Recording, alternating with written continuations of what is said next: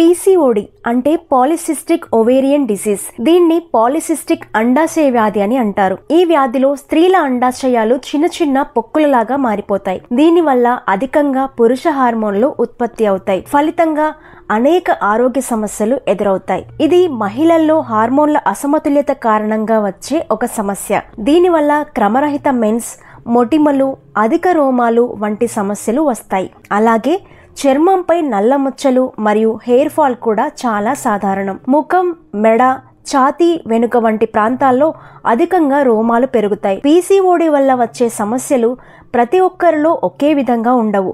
కొంతమందిలో కొన్ని లక్షణాలు మాత్రమే కనిపించవచ్చు.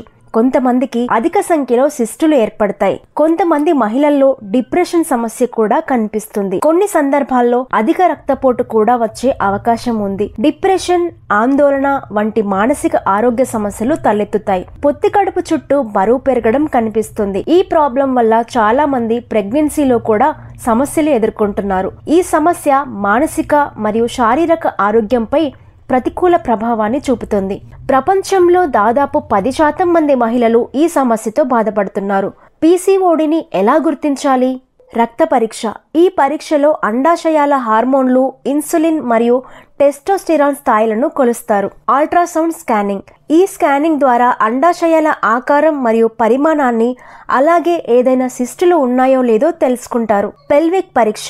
ఈ పరీక్ష ద్వారా వైద్యులు మీ శరీరాన్ని పరీక్షించి పునరుత్పత్తి అవయవాలలో ఏవైనా అసాధారణతలు, అంటువ్యాధులు లేదా కణితులు ఉన్నాయా అని తెలుసుకుంటారు. పీసీఓడి అనేది తీవ్రమైన సమస్య కాదు.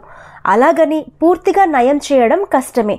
కానీ సరైన వాతావరణం, జీవనశైలి, ఆహారంలో మార్పులు మరియు వైద్య చికిత్సల ద్వారా దీన్ని కొంతవరకు నియంత్రించవచ్చు. అధిక బరువు లేదా ఊబకాయం పీసీఓడి లక్షణాలను మరింత తీవ్రతరం చేసే అవకాశాలు ఉన్నాయి. కాబట్టి ఆరోగ్యకరమైన బరువును నిర్వహించడం చాలా ముఖ్యం. తక్కువ కార్బోహైడ్రేట్లు, అధిక ప్రోటీన్లు మరియు ఫైబర్ ఉన్న ఆహారాన్ని తీసుకోవడం మంచిది. తృణధాన్యాలు, పండ్లు, కూరగాయలు, గింజలు మరియు చేపలు వంటి ఆహారాలు మీ ఆహారంలో తప్పకుండా చేర్చుకోవాలి. చిన్న చిన్న ఎక్సర్సైజులు, వాకింగ్, యోగా లాంటివి తప్పకుండా చేయాలి. ఒత్తిడిని తగ్గించుకోవడం, నిద్రను మెరుగుపరచడం మరియు తగినంత విశ్రాంతి తీసుకోవడం వంటి జీవనశైలి మార్పులు కూడా సహాయపడతాయి. పీసీఓడిని నియంత్రించడానికి ఎలాంటి ఎక్సర్సైజులు చేయాలి, ఎలాంటి ఆహార నియమాలు పాటించాలి నెక్స్ట్ వీడియోలో తెలుసుకుందాం. ఈ వీడియో మీకు నచ్చితే లైక్ చేసి మన ఛానల్ని సబ్స్క్రైబ్ చేయండి.